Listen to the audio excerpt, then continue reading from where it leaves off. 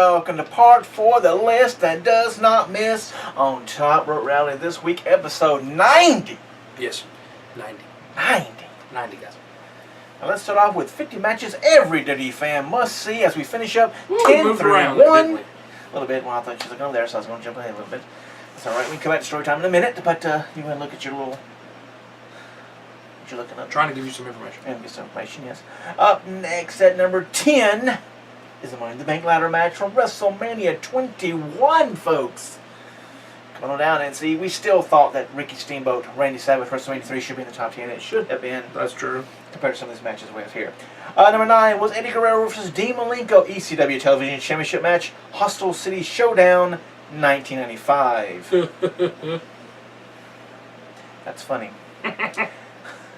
Number 8 was Bret the Hitman Hart versus Shawn Michaels WWF Championship 60-minute Iron Man match, WrestleMania 12. Number 7 was Ricky Steamboat versus Ric Flair, the trilogy, every match they've had. Which also say Ricky Steamboat, Randy Savage, WrestleMania 3 should be in here too. Number 6 was The Undertaker versus Shawn Michaels, no disqualification, straight versus career match, easy for you to say. WrestleMania 26. Number 5 was Edge versus John Cena for the WWE Championship TLC match, Unforgiven, 2006. Number 4 was Bret Hart versus the 1-2-3. Now, okay, come on. You put Steamboat and Savage way at the top of the list and put Bret Hart and the 1-2-3 Kid for the title on Raw in July 11th of 1994. This person needs to be slapped. Can you think it? I'm working on it. Number 3 was Mick Foley versus Edge for the hardcore match at WrestleMania 22, which was a good one because he went through the table on fire. Number 2 was Brock Lesnar versus Seth Rollins versus John Cena for the World Heavyweight Championship Triple Threat match at Royal Rumble 2015. Not much you just saw that match the way it was.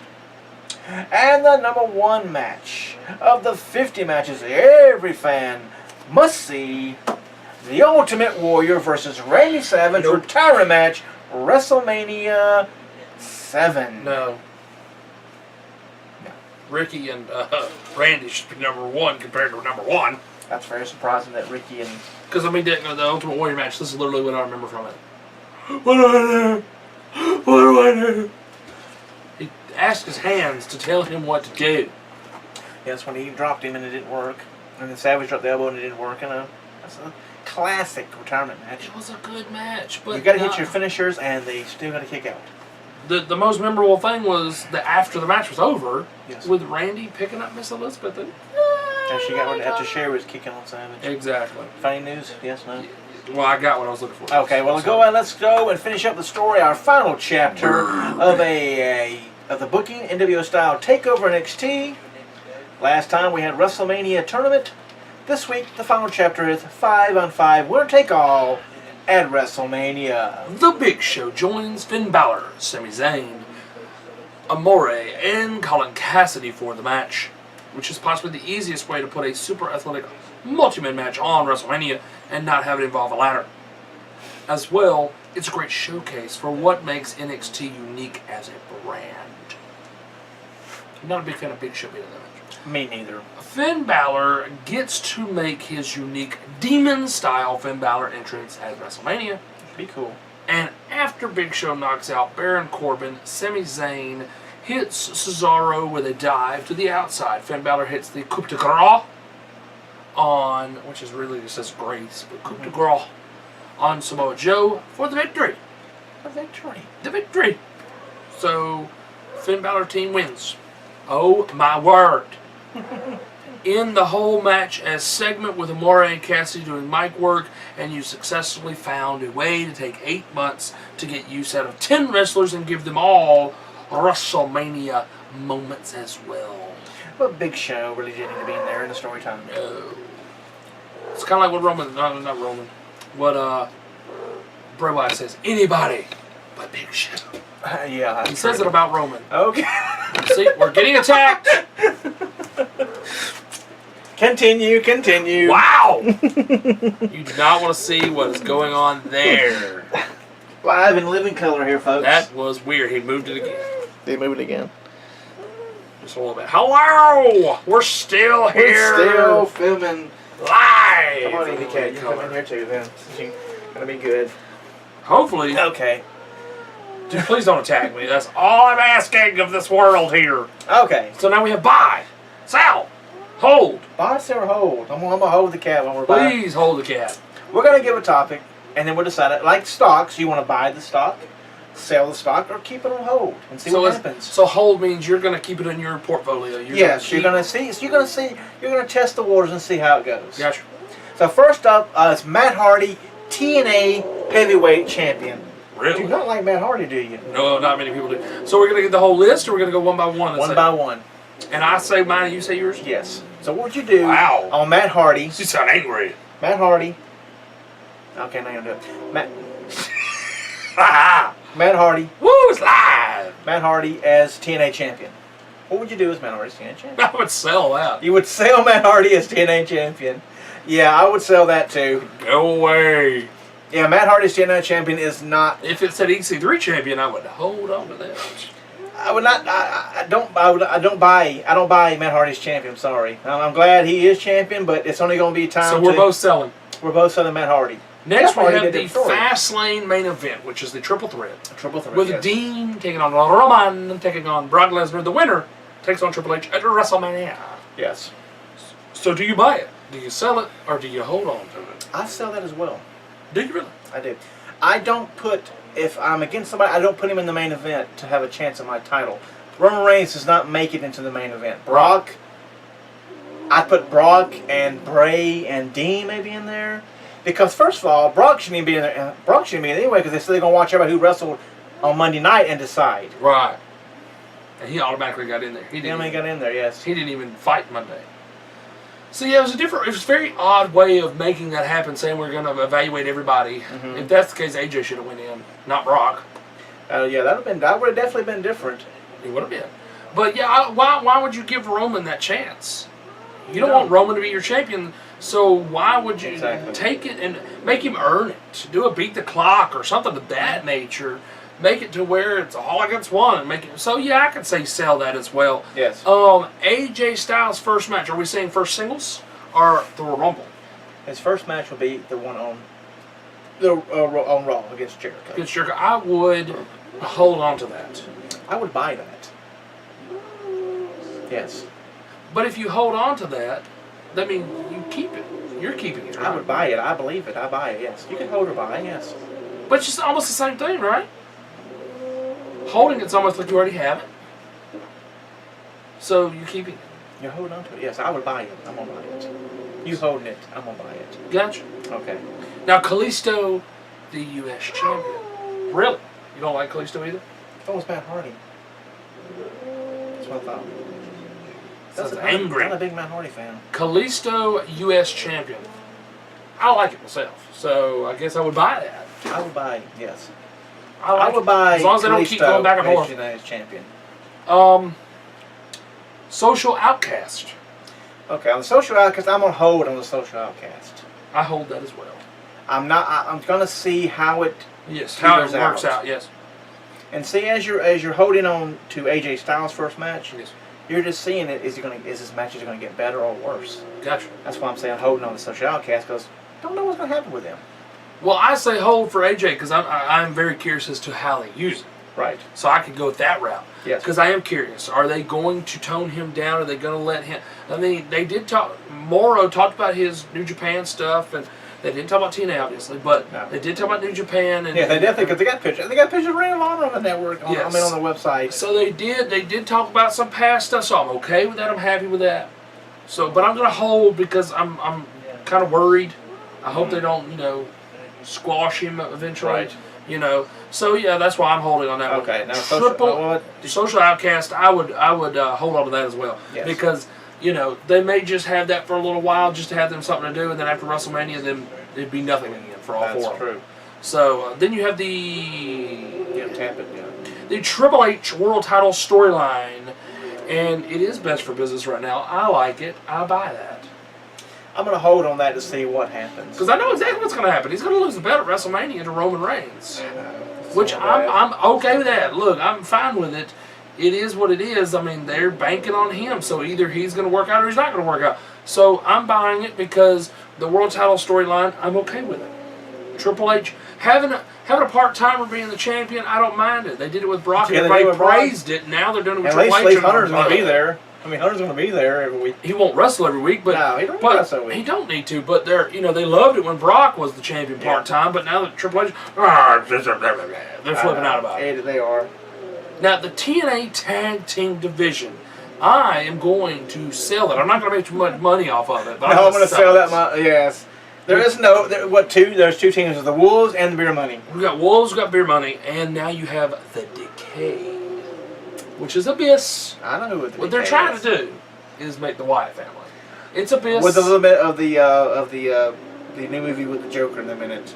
Oh, dadgummit! Now you had to say something. I would remember if you never brought it up. I think she's moving. Anyway, scared me. Abyss, Crazy Steve, which I like his new makeup, and Rosemary. Yeah. AKA Sister Abigail, pretty much. That's the way I'm looking at it. They just jumped the gun. They did. Which is funny because did you see the video of them coming out? Yes. You notice that Josh Matthews said that he said Crazy Steve for Crazy Steve's out there and like, what is this? What is this Crazy Steve? Well, Crazy Steve. Okay. Dude, you just said Crazy Steve for him. He come out there. Yeah, he's kind of up and down on the commentary, but I would sell a tag team division because, like you just said, there's only like 2 or 3 teams, and 2 major ones. The only 2 major ones: the Wolves and the Beer Money, which is what they're leading up to. Yeah, that's it. And the other one is Eric Young and Bram, which is another just thrown together tag team of 2 crazy people. So yeah, they really need to work on that, just like they need to work on the X division and the female division. Those 3 used to be the building blocks of TNA, and they just, after Hogan came through there, they just destroyed all 3 divisions. Yes. The face, Chris Jericho, I'm also going to sell that because I do not like Jericho as a face. Nope, I'm also going to sell face Jericho. It's time for him to turn, beat on AJ because maybe have another match. AJ beats him again. Yes, do the Rey Mysterio Eddie Guerrero thing where there was friendly competition back and forth, but he could never win against Rey Mysterio, and so he eventually just turned on him. Yeah. And that's when you had the whole long storyline with the son. And that gives Styles a good match for WrestleMania. I mean, at the prime, you have Jericho. Come on. Unless Jericho's not going to be at WrestleMania and we have it at Fastlane, which whatever. No, they need to. They need to build it up to WrestleMania. Okay, have another one at Fastlane and then have the turn at Fastlane. Yes, have him beat the crap out of AJ at the end of the match after AJ wins at Fastlane, giving him a pay-per-view win. And then you have him win again at WrestleMania against a heel Jericho. Because a heel Jericho and a face Jericho in a match is 2 totally different things. That's exactly right. So once he does the turn at Fastlane, then you've got a whole other realm of situations for AJ and Jericho to work with. And if you don't want to push it to Fastlane, you can always build it for WrestleMania, which would be cool. You can still have Jericho turn it at WrestleMania. Yeah. You don't like Jericho turning at WrestleMania? Or you don't like Matt Hardy? Okay. She does not like Matt Hardy.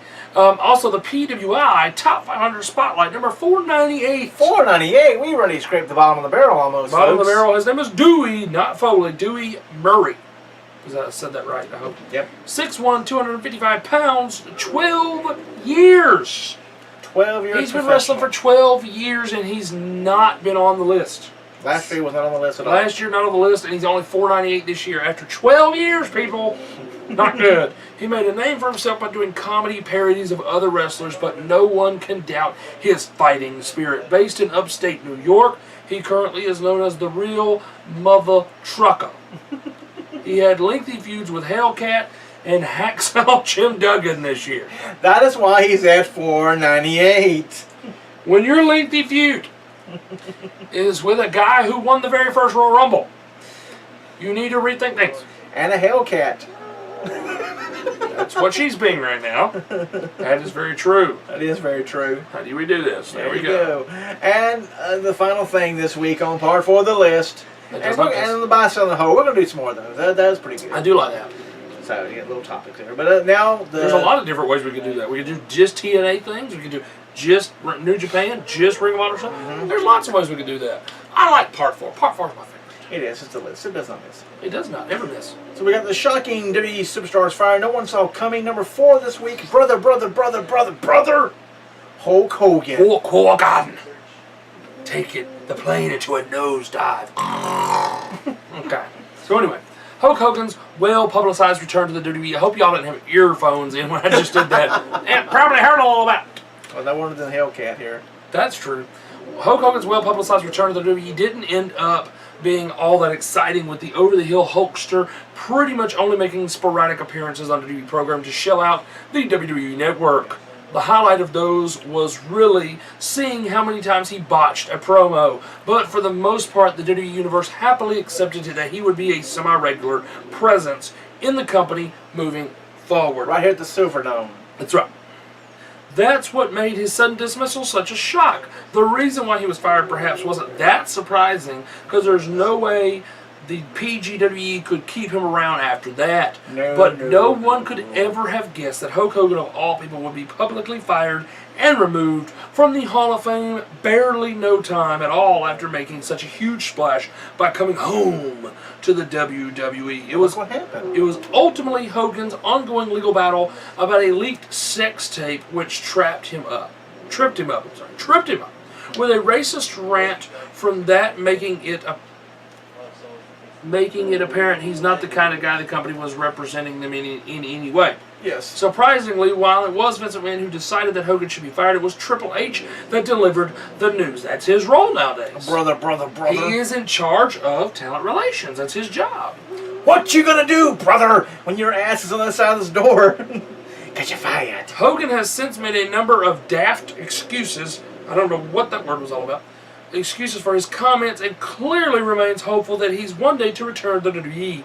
For the foreseeable future, it's hard to imagine any possible scenario where that could happen, especially if you assume Vince was too livid to call Hogan himself. Yeah. It won't happen anytime soon. No. I would give it probably a couple of years. Because that's pretty big. That is pretty big. Go. Wow, that's weird. Is that a thing they do? That's the thing they do. Please don't go over there. Anyway, well, we're almost done. So next week on 91, we talk more ringside news on part 1 as always. I know who's going to be hurt, who's going to be fired, who's going to be hired, who's going to resign. And hopefully nobody passes away. Plus, on the pay-per-view review, we go with WrestleMania 5, 6, 7, and 8. And also, we'll talk about it in part 3. Yes, he will. Wow. We're almost done. We're going to talk about it in part 3, and then we'll have 10 shocking superstar firings. I'm still here. This is great. This is live. And number 3 on the top 10 shocking WWE firings. No one saw coming. Plus a whole lot more. We will see you. Bring yourself in here. Yes. We will see you next week. Right here at Top Rope Round. I'm Mike Hogan. And I'm Jessica. We'll see you next week. Stop that, Indy cat. Quit it.